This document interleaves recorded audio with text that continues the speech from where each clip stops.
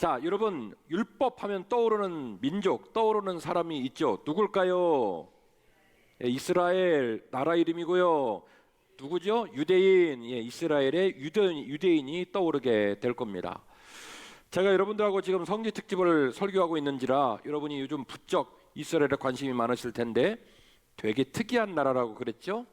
AD 100년, 정확히는 70년에 시작이 됐습니다만은 AD 100년 정도 되는 시간 안에 이스라엘은 우리가 쓰는 말로 절단이 납니다. 이 예루살렘 성이 다 부서지고 예루살렘 성 안에 있었던 예루살렘 성전이 다 부서지고 마사다도 설교를 하겠지만 그 많은 사람이 3년 만에 다 죽고 그래서 나라가 사라져요. 무려 1800년이 넘는 기간 동안에 이들은 유리 방황을 하게 됩니다. 난파선 같은 배를 타고 각국에 환영하지 못하는 사람들한테 목숨을 구걸하는 모습으로 참 기가 막힌 시간들을 살게 되지요. 여러분이 계속해서 듣고 있는 중동 분쟁이라고 하는 것은 바로 이 역사적 환경 때문에 일어난 일입니다. 원래 자기들이 있던 땅을 싹 다 뺏기고 유랑민족이 되었고 그 땅에는 누가 살게 되냐면 소위 말하는 팔레스타인 백성들의 땅이라는 이름인데 팔레스타인이 그 땅을 거의 1800년 넘게 차지를 하고 있다가 지난주에 말씀을 드렸던 것처럼 결국 그 어느 날 연합국에 의해서 이스라엘 나라 세워주자 이 말 한마디에 이스라엘이 땅을 회복하게 된 거죠. 그러니까 팔레스타인 사람들은 억울해요. 우리가 이미 오랜 세월 동안 이 땅을 차지하고 있는데 이제 와서 니네 땅이라고 말을 하느냐. 그래서 지금도 싸우고 있다. 여기까지는 기억이 나시죠? 자, 그런데 이스라엘 크기가 얼마나 된다고 그랬습니까? 기억나십니까? 우리나라의 충청 남북도 크기 정도 돼요. 그러니까 작아요. 아주 작죠. 그리고 거의 2000년 다 되는 기간 동안에 무주공산으로 지냈던 벌판 같은 땅에 그들이 돌아갔고 나라의 크기는 충청 남북도 크기밖에 안 됩니다. 그러니까 결국 별 볼 일이 있어요? 없어요? 네, 아무리 생각해도 별 볼 일 없다. 우리가 우리나라 민족을 너무너무 사랑해서 우리가 얼마나 자존감이 높은 민족이냐면 일본을 우습게 알잖아요. 근데 일본은 우리나라보다 4배가 더 커요. 베트남도 우습게 알잖아요. 베트남도 우리나라보다 한 4배 정도 큽니다. 근데도 우리는 나라 크기가 분간이 안 될 정도로 자존감이 높은 민족이에요. 그런데도 불구하고 해외 나가보면 아구야 우리나라가 작아도 너무 작구나 이런 생각을 많이 하게 된단 말이죠. 자, 그런데 그렇게 불리하고 그렇게 연약할 수밖에 없는 상황에 놓인 이 유대 민족들이 어떤 사람들인가를 생각해 보자는 겁니다. 지금 제가 말씀드리는 거는 유대인이 짱이다, 율법이 뭐 우리에게 유일한 답이다 이런 말씀 드리는 거 아니에요. 율법은 너무너무 중요하고 율법은 준수해야 되지만 정도를 넘으면 율법주의자가 됩니다. 이게 아가 다르고 어가 다른 문제인데 제가 지금 말씀드리는 건 유대인이 짱이다, 이스라엘이 짱이다, 율법이 무조건 짱이다 이런 말씀 드리는 차원이 아니라는 걸 염두에 두고 말씀을 잘 들어주시기를 바랍니다. 유대인은요 세계적인 리더십을 발휘하고 있습니다. 이건 되게 아이러니한 현상이에요. 여러분 여쭤볼게요. 우리나라에 노벨상 수상자가 있나요 없나요? 쌈나시겠네? 없습니다. 딱 한 명 있는데요. 돌아가신 김대중 대통령이 노벨상을 받았는데 이거는 무슨 상이냐면 정치적인 상이에요. 노벨 평화상을 받았기 때문에 우리가 알고 있는 노벨상은 의학, 과학, 문학, 예술 전 분야의 석학들에게 주는 상이거든요. 그래서 노벨상의 권위를 얘기하는 거예요. 그러니까 그런 레퍼런스, 제대로 되어진 자료를 가진 힘 있는 노벨상은 아직까지 우리나라에서 나온 적이 없습니다. 이게 현실이에요. 그런데 1901년에서 2017년까지 이 기간 동안에 노벨상을 받은 사람 중에 유대인이 몇 명이냐면 얼마 안 됩니다. 200명 정도 있습니다. 감사해요. 이런 표정을 기대했어요. 의학이 53명, 물리학이 53명, 화학이 36명, 경제학이 31명, 문학이 15명, 평화상이 5명. 전체 노벨상, 지금까지 노벨상 받은 수상자 중에 무려 22%가 유대인입니다. 그리고 노벨상을 받았던 여성 중에 50%가 누구냐면 유대인입니다. 이건 어마어마한 얘기예요. 알버트 아인슈타인, 어디서 들어본 적은 있죠? 1921년에 노벨 물리학상을 받은 유대인입니다. 닐스 보어 1922년 물리학상을 받은 유대인입니다. 이지도와 아이작 라비 역시 물리학상을 받은 유대인이고요. 화학, 문학, 의학, 생태학, 경제학 두루두루 전 분야를 불문하고 노벨상을 쓸어버린 민족이 바로 유대인들이라는 거죠. 미국의 변호사 중에 15%, 뉴욕, 워싱턴 로펌 중에는 무려 40%, 미국의 의사 중에 15%가 다 유대인입니다. 다이아몬드가 화폐 단위가 가장 높은 단위죠. 전 세계에 유통되고 있는 다이아몬드 80%를 누가 유통하냐면 유대인이 유통을 하고 있습니다. 왜 안 놀래는지 저는 그게 놀라워요. 수학적으로 계산이 안 돼요. 논리적으로 설명이 안 돼요. 인류의 역사를 들여다봐도 어떻게 이들이 이런 리더십을 발휘할 수 있을까? 우리가 이해가 되지 않아요. 우리가 다행히 6.25 동란을 겪고 임진왜란을 겪고 우리 민족들이 다행히 우리 민족을 너무너무 사랑해서 자부심이 높습니다. 그러나 해외 다른 나라들이 한국 사람을 그렇게 존경하고 사랑하진 않아요. 우리가 우리 스스로를 사랑하니까 다행이지. 객관적으로 우리가 세계를 끌어가는 리더냐? 그러지 않아요. 그런데 유대인들의 리더십은 모든 사람이 종교와 정치와 경제를 불문하고 인정해 줍니다. 유대인들이 세계 리더의 반열에 섰다라고 얘기를 하는데, 문제는 이들이 어떻게 이런 일을 할 수 있는지 우리가 이해를 할 수가 없다는 거예요. 설명을 할 수가 없다는 거예요. 논리적으로 그 근원이 뭘까, 그 이유가 뭘까를 말하기가 쉽지 않다는 거예요. 감히 제가 오늘 여러분에게 그 이유를 밝히고자 합니다. 모든 유대인의 뿌리에는요, 율법과 그 율법을 향한 준수가 있습니다. 이게 아주 중요한 개념인데, 여러분 율법이 뭐죠? 일반적으로 율법이라고 말하면 율법이 뭡니까? 일반적으로 율법이라고 말하면 뭐죠? 모세의 가르침이죠. 모세의 가르침이 뭡니까? 창출, 레민, 신명기, 모세 오경이에요. 모세 오경을 율법이라고 말을 해요.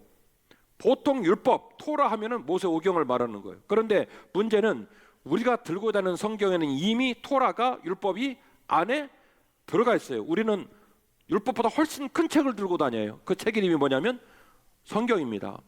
구약의 맨 앞에 나오는 모세 오경을 포함한 39권, 이어지는 새로운 약속 27권, 합쳐서 66권을 들고 다니고 있고, 이 66권 안에 뭐가 들어있냐면 율법이 들어있어요. 그 말은 우리도 율법에 준한 사람이고, 우리도 율법을 알고 있는 사람이고, 우리도 율법을 따라서, 저는 목사의 자식이니까 평생 지금까지 살아온 거예요.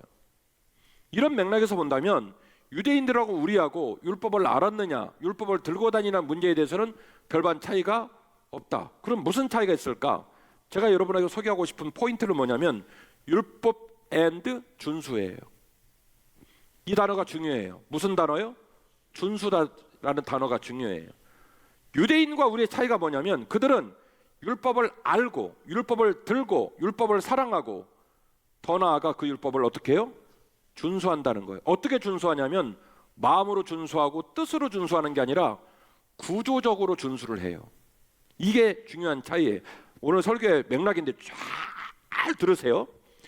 율법을 준수하는데 그 사람의 개인적인 묵상과 영성과 마음으로 준수를 하는 게 아니라 어떻게 준수한다는 얘기냐면 구조적으로 준수를 한다는 거예요. 쉽게 말하면 강제적으로 준수를 한다. 어쩔 수 없이 준수를 한다. 준수할 수밖에 없는 환경을 만들어 놓고 거기에 들어가서 한다. 그러면 어떻게 돼요? 자동으로 뭐를 하게 됩니까? 율법을 준수하게 되는 거죠. 유대인들의 뿌리에는요, 율법이 있고 그 율법을 향한 준수가 있어요. 이것이 오늘의 유대인들의 리더십을 분석하고 있는 한빛교회 담임 목사의 입장입니다. 제가 여러분에 말씀드렸잖아요. 이스라엘의 역사를 보자, 유대 민족의 역사를 보자, 그들이 세계의 리더십을 발휘하고 있는 상황들에 대해 우리는 추론을 하거나 설명할 길이 있다 없다? 없다. 아무리 봐도 이건 이해가 안 된다. 그러면 우리가 그 연유를 알고 나면 그들 안에 있는 에너지와 그들 안에 있는 비전이 우리의 에너지와 우리의 비전도 될 수 있다는 거예요.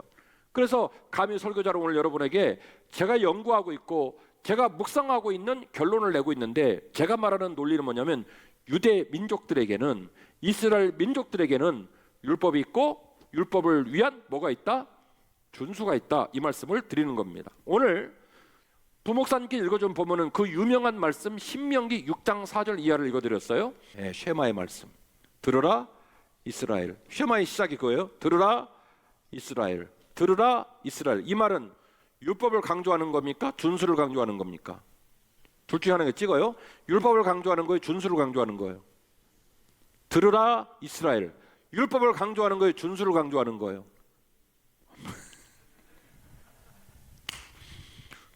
준수를 강조하는 거예요.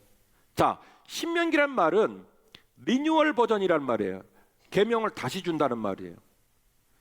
이미 민수기를 통해서 계명을 받았어요. 그래서 세 가족 중에는 성경 말씀을 따박따박 정식으로 잘 읽는 분은 꼭 저한테 질문해요. 목사님, 제가 기억력이 일천해서 그런지는 모르겠지만 아무리 봐도 목사님 읽은 내용이 또 나오는 것 같아요 라고 말씀하시는 분이 있는데, 그분 예수 제대로 믿는 겁니다.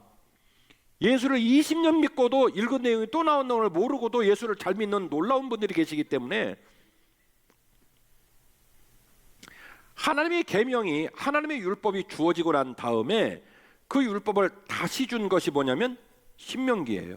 가데스 바네아에서 12 정탐꾼이 하나님 말씀을 거역하고 불순종해서 38년, 가데스 바네아에서 갈 때까지 2년 정도 걸렸고 빽해가지고 38년 합쳐서 40년을 지내고 이제 요단강을 건너서 가나안 땅으로 들어갑니다. 그때에 그 백성들에게 다시 준 계명이 이른바 새로운 다시 주는 리뉴얼 버전이 계명이에요. 그러니까 한 번 더 주는 거죠. 그래서 다시 말씀드리면, 그러면 결국 신명기는 율법의 내용을 강조하겠습니까? 율법의 준수를 강조하겠습니까?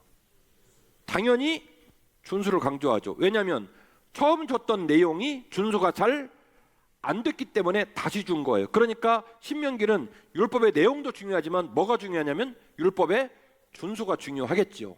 너희들이 가나안 땅에 들어가서 절대로 율법을 잊지 말고 이렇게 준수하라고 명한 본문이 신명기 6장 4절 들으라 이스라엘로 시작되는 쉐마의 말씀입니다. 보겠습니다.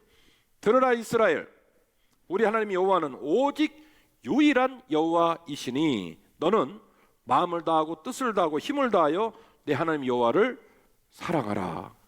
오늘 내가 내게 명하는 이 말씀을 너는 마음에 새기고 내 자녀에게 부지런히 가르치며 집에 앉아 있을 때든지 길을 갈 때든지 누워 있을 때든지 일어날 때든지 이 말씀을 강론할 것이며, 너는 또 그것을 내 손목에 매어 기호로 삼으며 내 미간에 붙여 표로 삼고 내 집 문설주와 바깥문에 기록할지니라.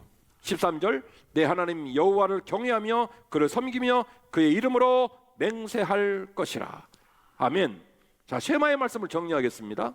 첫 번째는요, 얘들아, 가나안 땅에 들어가면 율법을 다음과 같이 준수해라. 첫 번째 준수 방법은 뭐냐면 네 마음, 네 뜻, 네 힘을 다하여 여호와를 사랑하라. 할렐루야. 그래서 그걸 실천하기 위해서 구조적인 준수를 할 수 있는 틀을 마련을 하는데요, 먼저는 네 손목에 말씀을 붙여서 기호를 삼고, 율법과 말씀의 기호를 삼고, 네 미간에 말씀을 붙여서 뭐로 삼고? 표로 삼고, 네 문설주에 붙여서 말씀을 기록하라. 그렇게 말씀하셨어요. 그러니까 무슨 얘기냐면 눈만 뜨면 보이게 하라는 거예요. 눈만 뜨면 보이게 하라는 거예요. 네. 이것이 바로 율법의 준수 명령, 쉐마의 명령입니다. 마지막 세 번째, 내 하나님 여호와를 경외하며 섬기며 맹세할 것이니라. 여러분 기억하십시오. 제가 이스라엘에 가서 보고 온 유대인들은 지금도 그들이 받았고 그들이 알고 있는 율법을 준수하고 위해서 몸부림치고 있는 현장을 보고 왔습니다. 제가 통곡에 갔을 때 다행히도 이스라엘의 성인식을 직관할 수 있는 기회를 주셨어요. 온도는 45도 됩니다. 반팔을 입고도 땀이 엄청 쏟아지는 그 고온에 유대 가정들이 성인식을 하기 위해 아기를 데리고 옵니다. 제가 너무 놀란 건 아버지, 어머니, 외할아버지, 친할아버지, 삼촌, 큰아버지, 아무튼 이 13살짜리 아이가 하는 모든 어른들이 다 와요. 그리고 풀 정장을 합니다. 가장 어렵고 존귀한 행사를 맞이한 것처럼 풀 정장을 해요. 이따 보시면 가관도 아니에요. 장신구 다 둘러고요. 풀 정장을 하고 아이가 버스에서 내리면 통곡여백이 올 때까지 아이 위에다가 그늘막을 만들고, 그리고 업체를 불러서 양강나팔을 불고, 그리고 색소폰을 불고, 그리고 찬양을 연주해주고, 모든 어른들이 아이를 축하해요.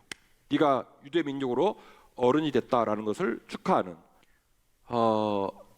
그 유대 부모님들의 저력이 저기에 있는 거예요. 우리 한국은 아기를 낳으면 2살만 먹으면 위탁을 시킵니다. 어린이집으로 보내요. 어린이집으로. 그래서 아이는 아이대로, 부모는 부모대로 따로따로 살아요. 초등학교를 가잖아요. 그러면 학원을 3-4개씩 돌리면서 집에 못 오게 합니다. 중간에 밥 먹을 때는 아이의 분식집 세팅해서 거기서 먹고 계속 학원을 이어가게 하고 집에 못 오게 해요. 코로나 기간 동안에 아이들이 집에 있었죠. 누가 죽을 뻔했냐면 부모들이 죽을 뻔했어요. 내 새끼인데. 이게 우리나라의 현실이에요. 부모는 부모가 소중하게 생각하고 부모가 힘쓰는 게 따로 있고, 자식은 부모가 내모는 학원에서 계속 20살 먹을 때까지 자라는 거예요. 따로따로. 저 더운 날 자기가 아는 모든 친척이 다 와서 정장을 입고 아이를 성인식을 해주는 거예요. 너는 누구다? 너는 유대인이다. 너의 삶의 근간은 뭐다? 613개의 율법이다. 이거를 뼛속까지 느끼게끔 부모님이 해주는 거예요. 길을 막고 절해도 아무도 불편하다고 말하지 않고 서서 축하를 해줘요. 생판 모르는 사람도 박수를 쳐줘요. 저기서 실컷 노래 부르고 아이는 어벙벙 해가지고 막 어른들이 막 저렇게 정장으로 아이를 지켜 세워주니까, 저렇게 해서 어디로 들어가냐면 통곡여백 안으로 들어가는데요. 통곡여백 안으로 들어가면 누구를 만나게 되냐면 이 아이를 어렸을 때부터 13살까지 율법을 가르치는 랍비가 아이를 기다려요. 랍비가 손에다가 뭘 하고요? 테필린을 하고 토라를 준비하고, 그리고 아이에게 드디어 토라를 열어서 읽게 해줍니다.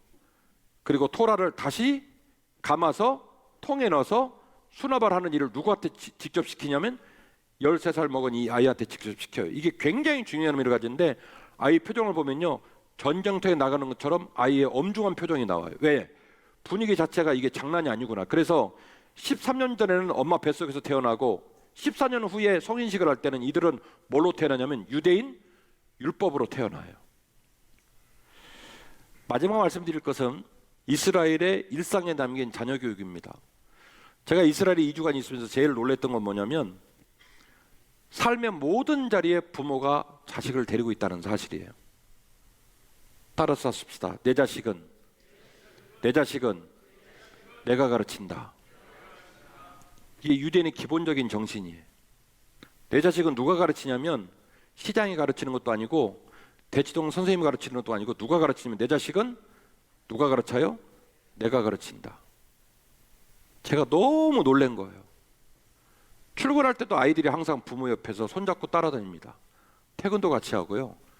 아직은 부모들이 집에 돌아올 시간도 아닌데 보면 남자도 있고 여자도 있고 할머니도 있고, 아이들이 그 골목마다 광장이 있거든요. 그 광장에 나와서 아이들이 놀아요. 그런데 관광객이 너무나 많으니까 바닥에 더럽습니다. 근데 거기를 맨발로 돌아다니고 기어다녀요. 옆집 아이가 자전거 타고 가다가 여자아이를 탁 치웠어요. 그럼 우리는 112 신고하고 119 신고하고 고소해야 돼요. 정신적 보상과 신체적 보상을 하라, 뭐 이러면서 난리를 쳐야 되는데, 일어나서 탁탁 털고 그리고 씩 웃고 지나가요. 철봉에 매달린 애들, 생판 모르는 아이가 넘어지면 옆집 아저씨가 이렇게 세워서 먼지 털어줘요. 가는 곳마다 그 모습을 봤어요. 한국의 정서적인 입장에서는 굉장히 낯설었어요. 항상 부모는 자식의 손을 붙들고 부모의 등허리를 보여주면서 아이를 어른이 되게 합니다. 그렇게 어린 시절을 부모와 함께 지내면서 뭘 배우냐면 율법을 따라 사는 삶을 배워주는 거예요. 내 자식은 누가 가르친다고요? 내가 가르친다. 이 정신이 강해요. 그리고 심지어 그래서 이스라엘은요, 홈스테이를 정부기관에 요청을 하면 정부기관에서 공적 교육을 받은 걸로 인정을 해줘요. 부모가 집에서 아이를 가르치겠다고 딱 서류를 내보내면 학교를 안 나와도 인정을 해줍니다. 그 정도의 부모가 자존심을 갖고 있어요. 내가 아이를 국가기관만큼 가르칠 자신이 있다. 그래서 모든 삶의 자리에 아이와 함께 움직입니다. 거기서 사회화를 배우고요, 남을 배려하는 법을 배우고요, 더불어 살아가는 법을 배우는 거예요. 여러분 물어볼게요. 솔직하게 얘기해 보십시다. 우리가 쓰는 말과 행동의 삶의 자리를 내 자식이 다 지켜보고 있다고 한다면 여러분, 우리 그렇게 못 삽니다. 오늘 우리가 지금 얌전하게 옷을 빼입고 왔지만 우리의 현실을 얘기하는 거예요. 자식도 마찬가지예요. 자식들이 중2가 되면 또라이가 된다고 아무리 얘기를 해도 부모님이 지근거리에 있고 나와 함께 밥을 먹고 나와 함께 눈을 마주치면 우리 젊은 애들이 사는 것처럼 그렇게 살 수 없어요. 왜냐하면 나를 낳은 부모님이 나를 보고 있기 때문에. 근데 우리는 철저하게 분리되어져서 자식은 자식대로의 삶을 살고 부모는 부모대로의 삶을 살다가 성인이 돼서 만나요. 그때서야 어떻게 친해지겠어요? 대면대면 하다가 또 시집가고 장가가고 그렇게 헤어지는 거예요. 이게 비극적인 우리들의 삶이에요. 자식이 내 곁에 있어요. 자식이 나랑 밥을 먹고 있고 자식이 내 손을 붙잡고 학교를 다니고 교회를 다녀요. 어떻게 그 자식 앞에서 우리가 부모로서 어떻게 함부로 살겠습니까? 얼마나 공감을 하실지 모르겠지만 어쨌든 간에 부모님이 내 일상의 삶의 공간을 같이 지켜보고 있습니다. 아무리 또라이라고 해도 나를 낳은 부모님이 내 곁에 있는데 어떻게 그렇게 삽니까? 우리들의 삶의 자리가 많이 잘못됐다는 생각을 하는 계기가 저는 되었습니다. 힘이라고 하는 것은요, 에너지라고 하는 것은 에너지가 계속 공급되지 않으면 유지가 안 돼요. 에너지가 계속 공급돼야 항속성이라는 게 나옵니다. 쭉 힘을 쓸 수가 있어요. 에너지가 계속 리필, 공급이 돼야 한단 말이에요. 신앙생활을 우리가 힘있게 할 수 있는 노하우는 뭐냐면, 설교 듣다가 예배 드리다가 은혜 받아가지고 뽀송뽀송한 그 느낌 가지고 신앙생활을 안주하냐? 죄송합니다, 못하는 겁니다. 신앙생활은요, 심심한 거예요. 신앙생활은 때로는 맛이 없어요. 신앙생활은 때로는요, 인내의 총량을 채우지 않으면 완주할 수 없는 힘든 길이에요. 그래서 신앙의 힘은 그렇게 가벼운 몇 마디의 말과 감정적인 감동에서 발생하지 않는다고 저는 여러분에게 말씀드리는 거예요. 진짜 힘은 어디서 나오냐? 여호와의 말씀에서 나오는 거예요. 유대인이 대단한 이유는 말씀을 받았을 뿐만이 아니라 제가 썼던 표현, 그 말씀을 준수하는 힘이 강해요. 감정적으로도 준수를 하겠지만 구조적으로 준수를 합니다. 테필린을 감고 성인식을 하고 메주자를 붙이고 삶의 자리에 자식을 내 품에 안아서 주 여호와의 말씀으로 기르겠다고 몸부림치는 민족이 유대 민족이에요. 율법이 다가 아닙니다. 유대 민족 이스라엘이 세계를 지배하거나 세계를 대표할 수 없습니다. 저는 그거는 동의할 수 없어요. 그러나 그럼에도 불구하고 200명이 넘는 노벨상 수상자가 나오고 기업가로, 경제 전문가로, 학자로 우리 인류의 수많은 분야에서 탑 클래스 리더십을 발휘하는 유대인들이 특별한 삶의 자리를 묵상하면서 저와 여러분의 삶이, 우리 민족이 앞으로 주를 섬기고 십자가로 살아가면서 어떤 방식으로 빛을 발해야 될지를 고민하게 될 때에 우리들의 믿음이 이렇게 아주 가볍고 감정적인 부분에 치우친 믿음이 그 믿음을 떠나서 말씀으로 들어가고 말씀에 뿌린 율법에 깊이 뿌리를 내린 힘 있는 믿음이 되어야 되겠다라는 생각을 해보게 됩니다.